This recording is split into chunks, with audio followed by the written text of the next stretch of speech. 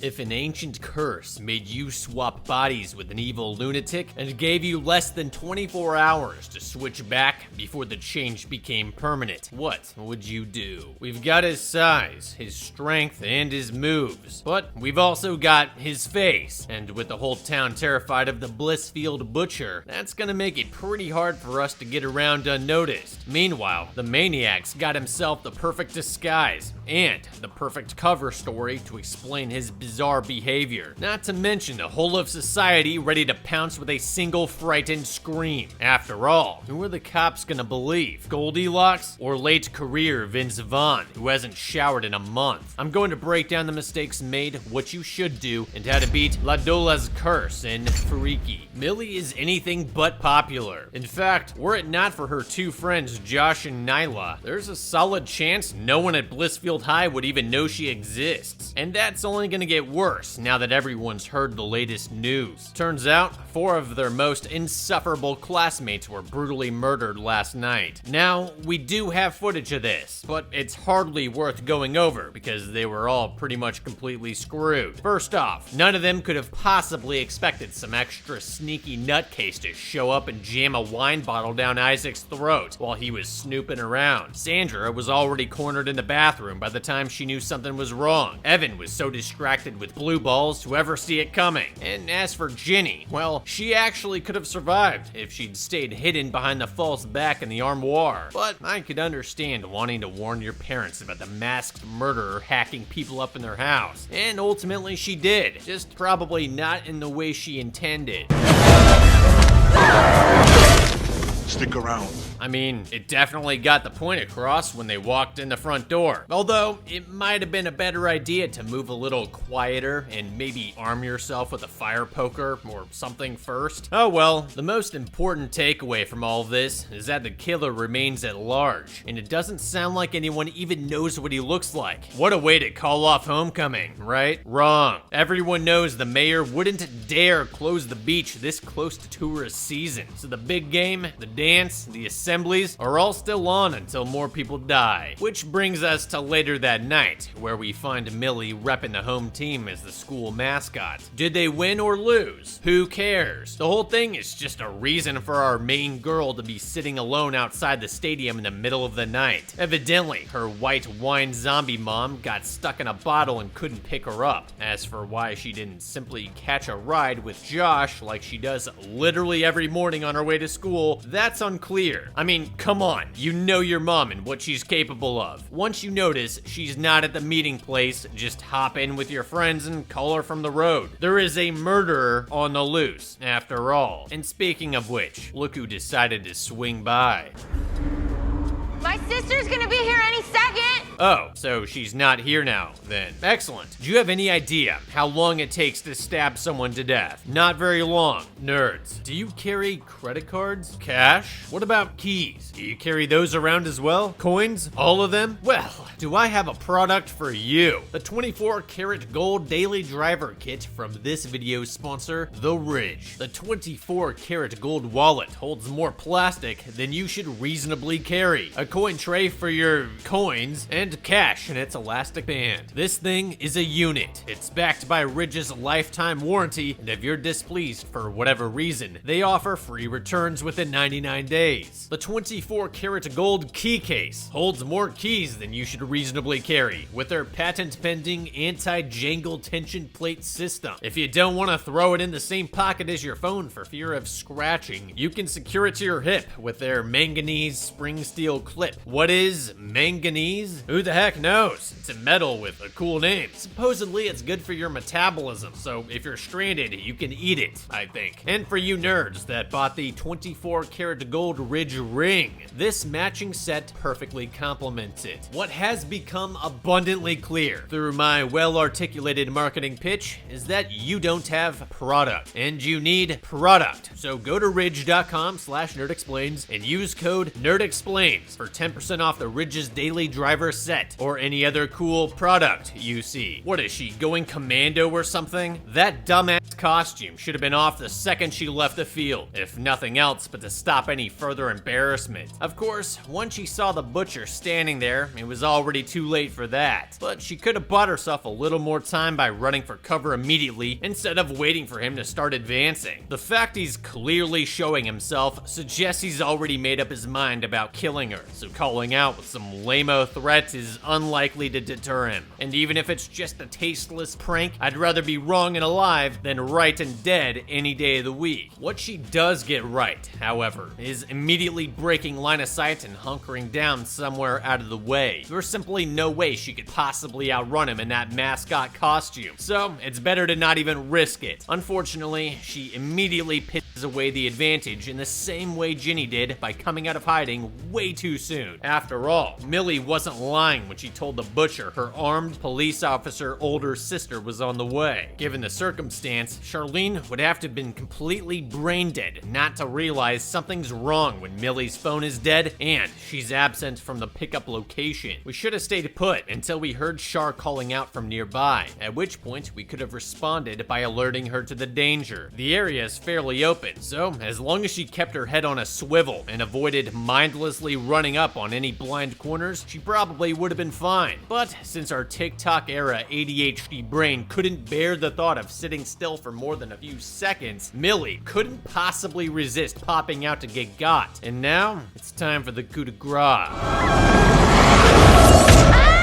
Wait, did it just stab him in the same place he stabbed her? That is a stupid knife. Then again, maybe he just wasn't using it correctly. Kind of like the way Char fires off a few half-baked warning shots and simply lets the mass murderer slowly jog away. For fuck's sake, dude, this guy clearly presents an imminent threat to the public, i.e. your wounded little sister. Take a rest on that fence in front of you and bullseye this weirdo, and then you can warn him. Luckily, Mr. Butcher must need glasses because he missed all of Millie's vital organs by a freaking mile, leaving her with barely more than a scratch to deal with over the next few days, or so she thinks. The next day, Millie wakes back up in her own bed, and right away, it's clear there's something different about her, but I can't quite put my finger on it. Maybe it's that wide-eyed expression she has while surveying her bedroom, almost like it's the first time she's ever seen it. Or maybe it's the way she almost brutally murdered Charlene with a kitchen knife before her mom unwittingly saved the day. Okay, alright, if you heard the introduction, you know exactly what's going on here. Right now, the butcher's wearing her body like he's running a scav raid, and if he's here, then that means...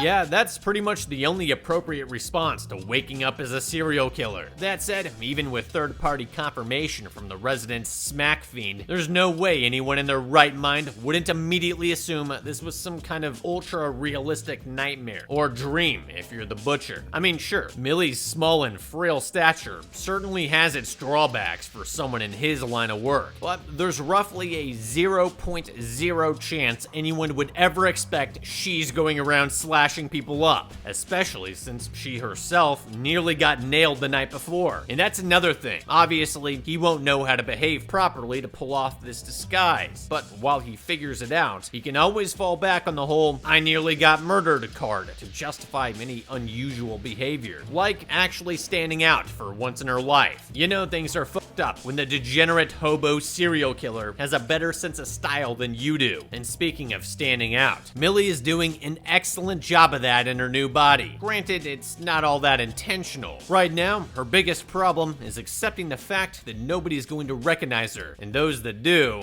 Are you okay?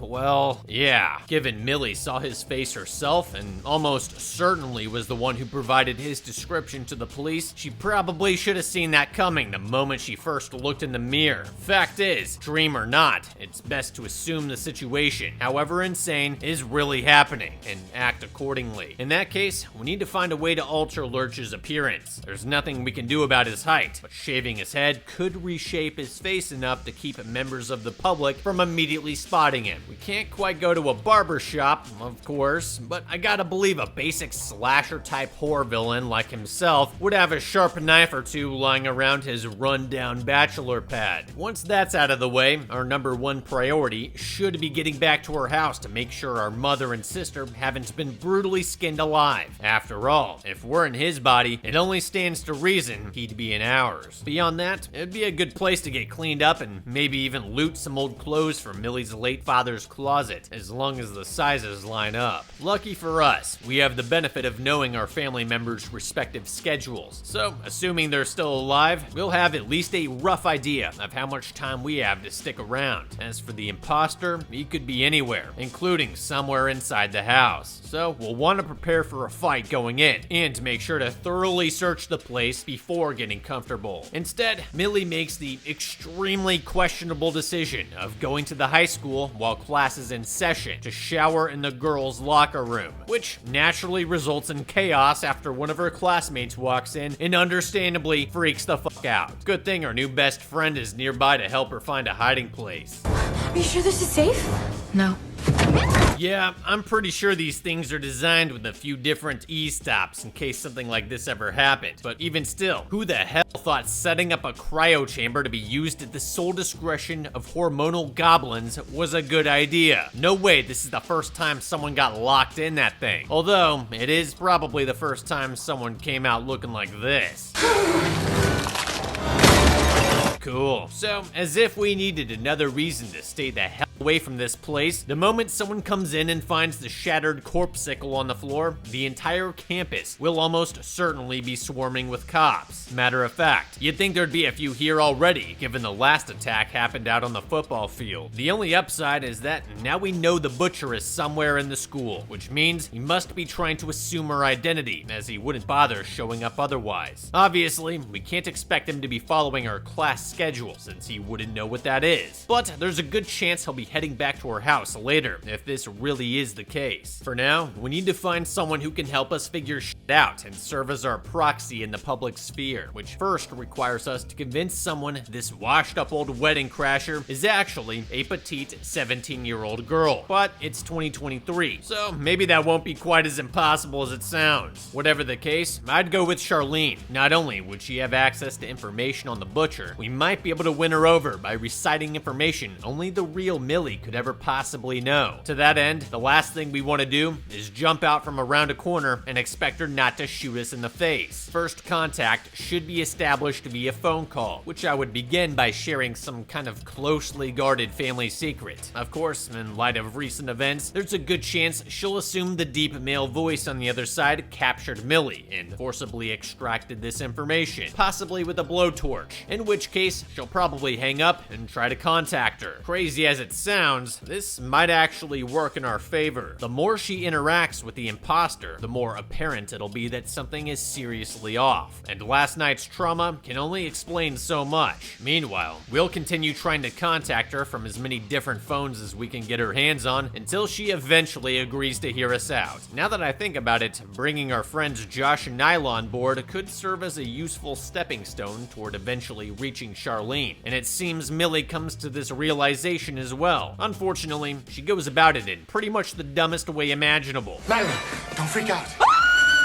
Seriously, how could you have seen that going any other way? By now, the butcher's police sketch is probably a 4chan meme. Of course they're gonna freak out when they see you. A far better approach would have been to leave a note on Josh's car asking if Millie's been acting weird, which she almost certainly has been, and establishing a meeting location off campus, if nothing else but to ensure we're in a less densely populated area, should this same thing go down. I mean, it's nothing short of a miracle they didn't run into anyone during the ensuing chase, or that no one came to investigate the sound of Mortal Kombat taking place in the cafeteria. Ultimately, Millie's able to overcome and subdue her friends, thanks to her newly acquired strength, and after answering a few quick security questions, she regains access to that part of her life. Honestly, This is a gigantic win. I can't stress that enough. The only thing more unbelievable than waking up in someone else's skin is hearing someone tell you they woke up in someone else's skin. Now we actually have a chance at turning this around. After all, having Millie's two best friends and really only friends vouch for this ogre will go a long way towards convincing Charlene. First things first, however, we need to know what we're dealing with, and luckily Google has all the answers. Based on Millie's account of her run-in with the butcher, they determined the source of this voodoo bullshit to be the strange dagger he was wielding, known as La Dola, which is Spanish for the Dola. At any rate, it was supposedly a relic used in ancient Aztec rituals, and according to an inscription on the blade, the body swap becomes permanent after 24 hours, giving us until midnight tonight to sort this mess out. That said, we might want to wrap things up sooner rather than later, as the butcher was just getting warmed up with this morning's ice sculpture. Now he's got his sights on the same dickhead shop teacher that's been giving Millie grief all semester. I mean, sure, he might be a jerk, but the last thing we want is to undo the curse only to wind up getting tried as an adult for first-degree murder.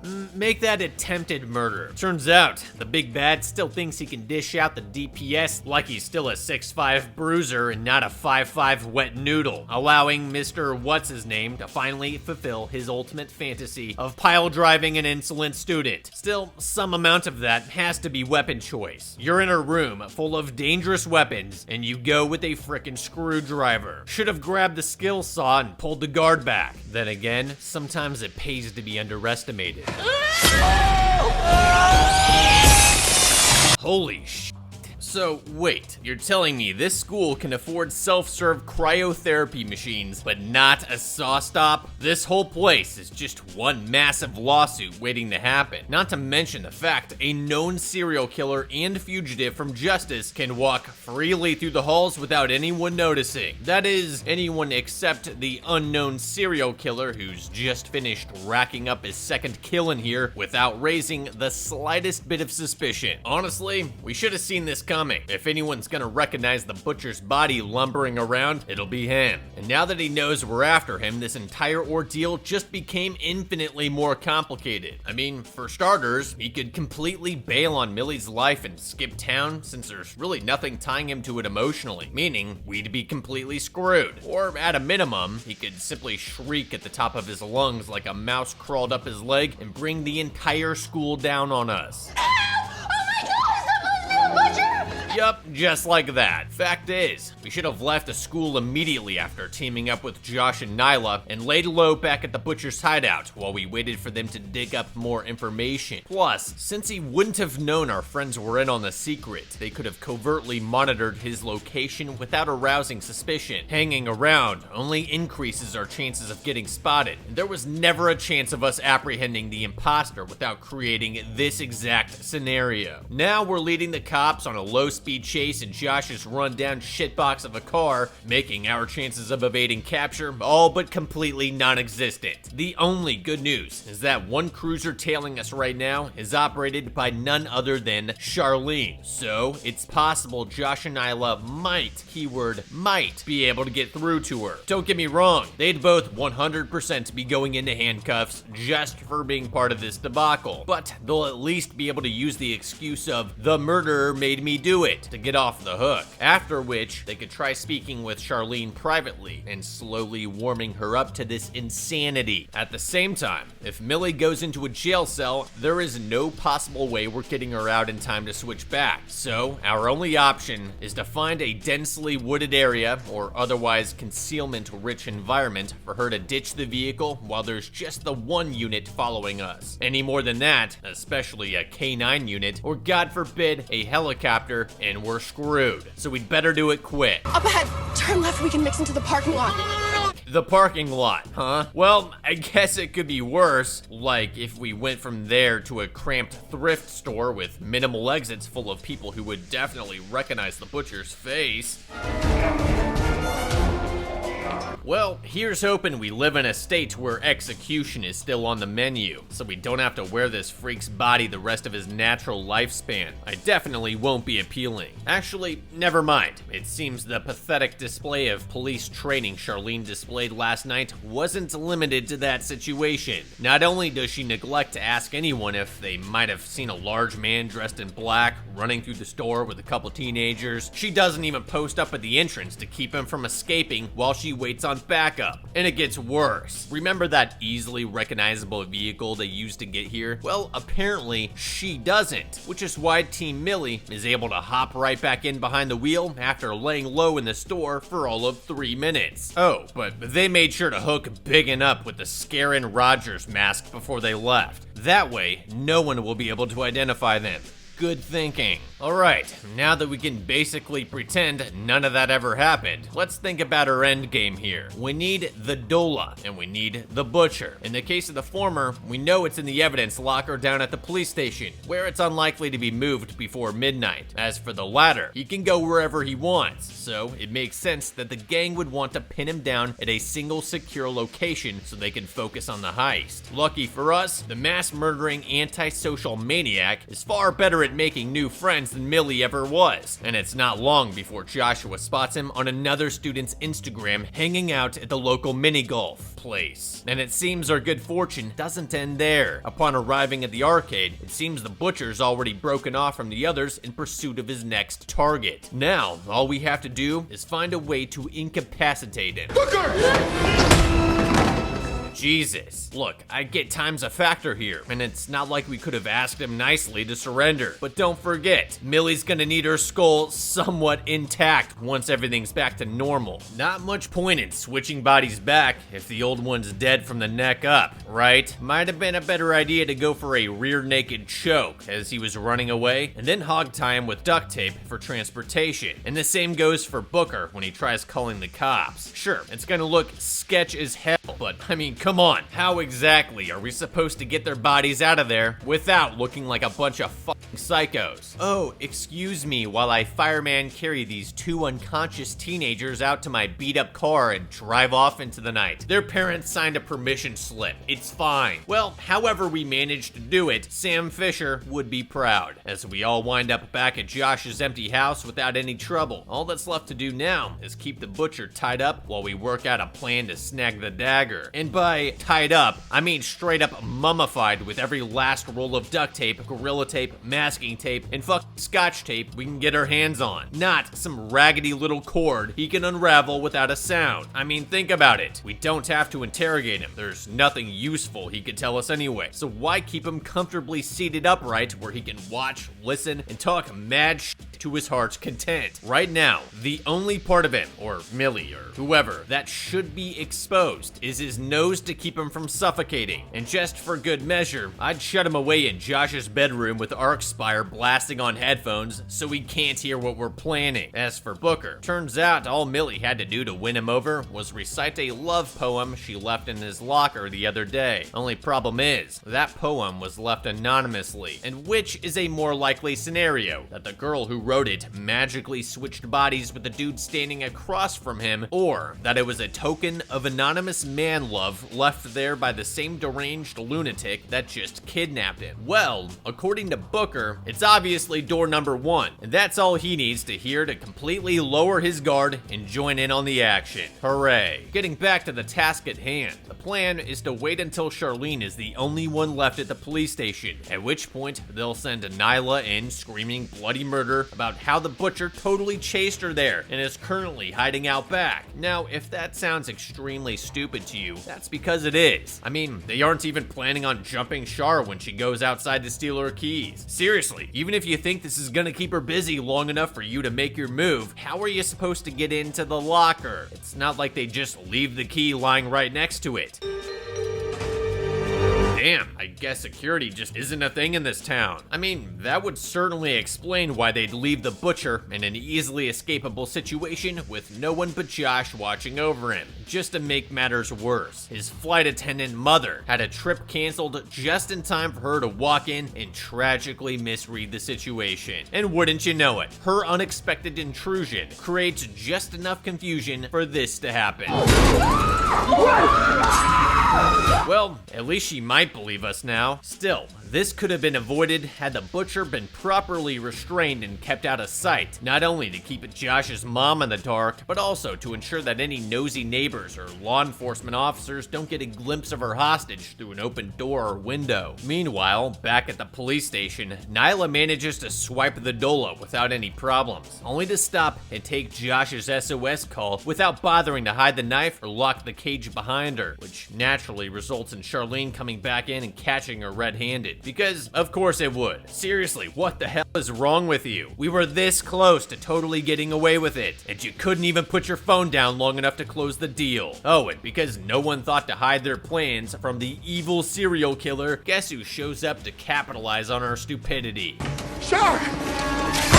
Oh, now you shoot at him. Awesome. Now she has the Dola, and we're all gonna go to jail. Except, wait, can you feel that? Yep, it's woefully insufficient police training here to save the day once again. This time, dumbass forgets her gun is in fact a gun and places it directly against Millie's back, where she can easily swat it away as soon as there's a distraction. And you know what? That is exactly what happens. Literally all she had to do was hold them both at gunpoint from a safe distance and radio for backup, or at most order the big one down on his knees so she could handcuff him. Now she's trapped in her own jail cell after losing her duty pistol, something that would have almost certainly resulted in her immediate execution were she dealing with an actual criminal right now. And speaking of that Glock, we should 100% take that with us, along with any other pistols, shotguns, assault rifles, or grenade launchers these morons probably left lying against a wall somewhere. Now, before you say it, obviously we can't use them on the butcher while he's in Millie's body, but we have no way of knowing how quickly they'll switch back once the deed is done,